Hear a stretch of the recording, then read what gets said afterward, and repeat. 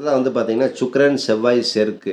இந்த சேர்க்கை வந்து எந்த ஜாதகத்தில அமைஞ்சிருக்கோ, அதுக்கு பேர் வந்து பிருகுமங்கல யோகம்னு பேரு. அதாவது சுக்கிரன், செவ்வாய் சேர்க்கை. அப்ப இந்த பிருகுமங்கல யோகமானது உபய லக்னங்கள்ல பிறந்தவர்களுக்கு வந்து பார்த்தீங்கன்னா, நற்பலன்களை தராது என்று சொல்லப்படுகிறது.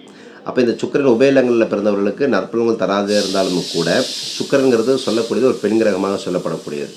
அப்ப எனவே உக்கிர தெய்வமான இந்த சிறுவாச்சூர் மதுரகாளி, திருவக்கரகாளி, உறையூர் வெக்காளி, அதே மாதிரி மணப்புறங்காளி, கொல்லங்குடி வெட்டுடையார் காளி ஸ்தலம் சென்று எலுமிச்சம்பழம் மாலை போட்டு நெய் தீபம் சாற்றி நீங்கள் வழிபட்டு வந்தீங்க அப்படின்னா, இந்த சுக்கிரன் செவ்வாய் சேர்க்கை பெற்ற ஜாதகர்களுக்கு நல்ல மாற்றத்தை கொடுக்கும். ஏன்னா சுக்கிரன்னா சாஃப்டாக ஒரு நேச்சர் இருக்கும், செவ்வாய்னா அதுக்கு அப்படியே ஆப்போசிட் உக்ரம்.